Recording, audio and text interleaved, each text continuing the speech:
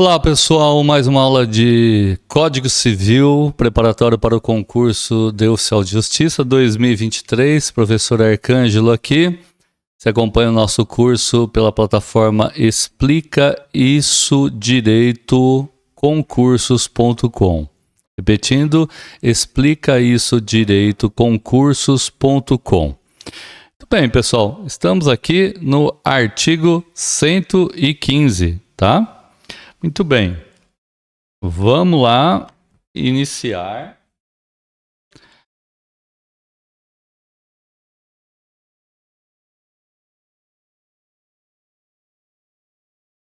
Artigo 115, veja pessoal, é o livro 3 dos fatos jurídicos, título 1 do negócio jurídico, capítulo 1 das disposições gerais. Estamos aqui no capítulo 2 agora, que fala sobre a representação.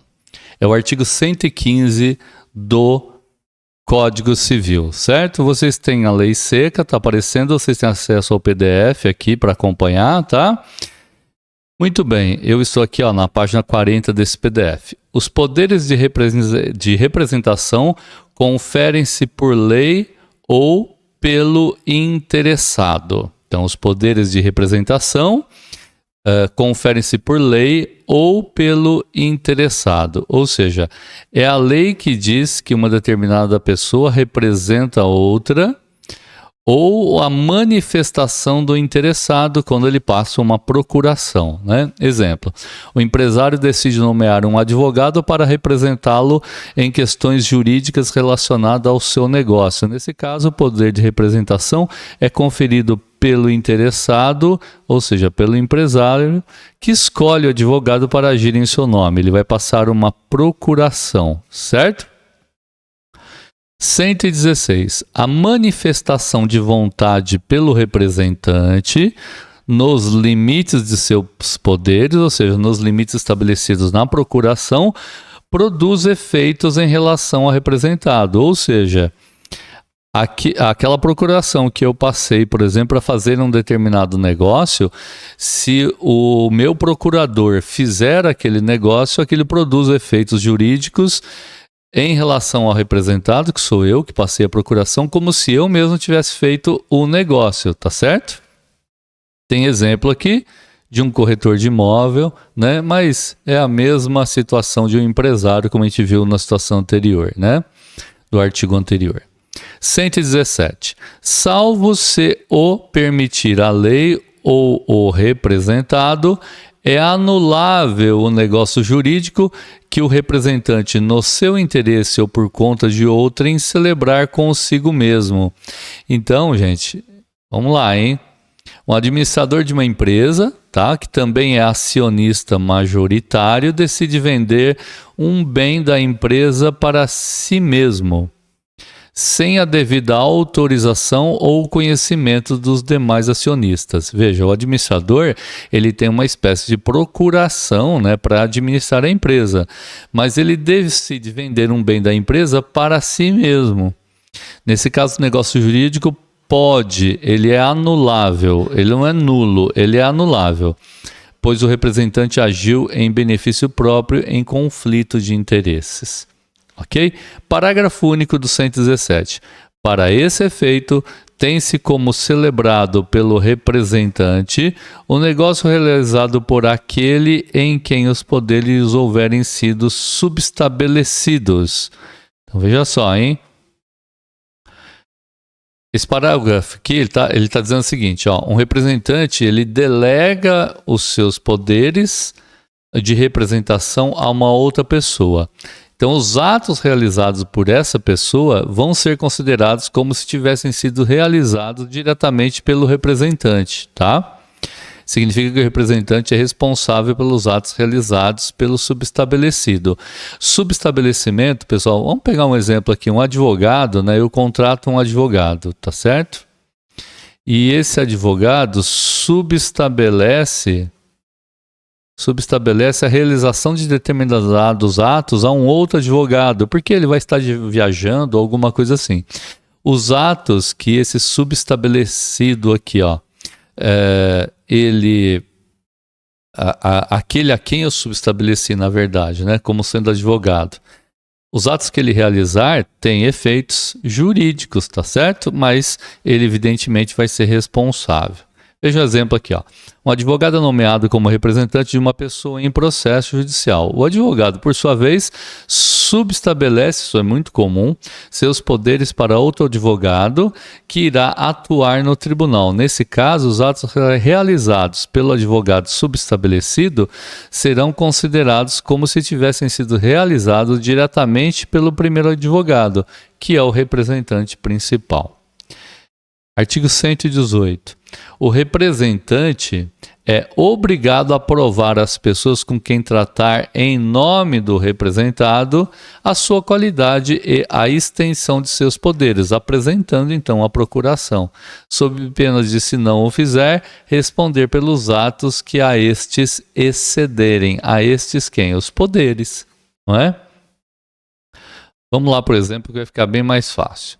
Um agente de seguros age como representante de uma seguradora e emite uma apólice de seguro em nome da seguradora para o cliente. Se o agente não provar ao cliente a qualidade de representante da seguradora e os limites do seu poder, ele poderá ser responsabilizado pelos atos que excedam a autoridade que ele tinha perante a seguradora. Artigo 119. É anulável, não nulo, hein? Anulável, o negócio jurídico concluído pelo representante em conflito de interesses com o representado, se tal fato era ou devia ser do conhecimento de quem com aquele tratou. Vamos ver um exemplo para ficar mais fácil, hein? Um contador, né, que atua como representante de uma empresa, contrata os seus próprios serviços de contabilidade para a empresa sem informar os sócios sobre o conflito de interesses. Se os sócios da empresa descobrirem o conflito, eles podem pleitear a anulação. A gente viu um caso parecido ali em cima, né? Anulável, negócio concluído pelo representante em conflito de interesse com o representado. Ele não precisa fazer negócio apenas consigo mesmo, basta que haja conflito de interesses, tá?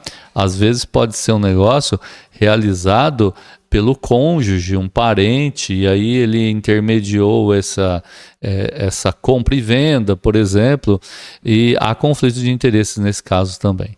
Parágrafo único do artigo 119. É de 180 dias a contar da conclusão do negócio ou da cessação da incapacidade o prazo de decadência para pleitear-se a anulação prevista nesse artigo. Ele fala aqui que é de 180 dias a conclusão da conclusão do negócio, ou seja, 6 meses, né? Mas veja que ele não fala em meses, ele fala em dias. Da cessação, né, da conclusão do negócio ou cessação da incapacidade. Por quê? Porque uma pessoa pode representar uma outra, como o marido representar a mulher ou vice-versa, por conta de uma incapacidade temporária. E ele vai ser o procurador dessa pessoa na vigência dessa incapacidade. Bem, no momento em que a incapacidade cessar, aquele que era incapaz ou aquele que passou uma procuração, ele tem 180 dias desde a realização do negócio ou da cessação da incapacidade para pleitear a anulação prevista aqui nesse artigo, tá certo? Artigo 120. Os requisitos e os efeitos da representação legal são os estabelecidos nas normas respectivas. Os da representação voluntária são os da parte especial deste Código. Então, estabelece o seguinte, ó, efeitos de representação legal são determinados por leis específicas. Por quê? Estamos falando sobre a representação legal, por exemplo, que, por exemplo, um pai tem acerca de um filho, por exemplo, não é? Em relação ao filho, alguém que fez a interdição e foi concedida a curadoria dos bens, né, ou passada aí uma procuração de efeito legal, judicialmente falando, para representar aquele incapaz, enfim. Por outro lado, os requisitos e efeitos da representação voluntária são regidos pela pela parte especial desse código, ou seja, quando se passa uma procuração voluntariamente, não é um caso de incapacidade, por exemplo, é a parte especial aqui do Código Civil que a gente está estudando, tá certo? Então, muito bem, vocês têm exemplos aí para ilustrar e para ficar mais fácil a compreensão. A gente vai continuar essa aula aqui falando sobre os efeitos do negócio jurídico, mais especificamente a seção 1 que fala do erro ou a ignorância. A gente acabou de ver a questão da procuração e a gente vai ver aí a questão do erro e ignorância. Na verdade, até para separar de uma forma mais didática, vamos separar essa aula, né? Essa aula que a gente acabou de ver fica de número 6 e a próxima aula dos efeitos jurídicos do erro e ignorância vai ficar na aula 7. Vai continuar na aula 7, tá certo? Vou ficar por aqui nesta aula. Até a próxima. Não se esqueçam de revisar as aulas anteriores, prestar atenção aí e fazer anotações, guardar bem, porque não só a lei seca, né, aquilo que está escrito no artigo, no caput do artigo, nos incisos ou nos parágrafos, mas também é bom entender o conteúdo. E para isso é necessário estudar, rever várias vezes, não é? Tantas quantas forem necessárias ao longo de toda a preparação. Não deixe lá os artigos primeiros do Código Civil que a gente estudou abandonados, não. Continue sempre fazendo revisão até o final do curso. É isso então. Um abraço, pessoal. Tchau, tchau. Até a próxima.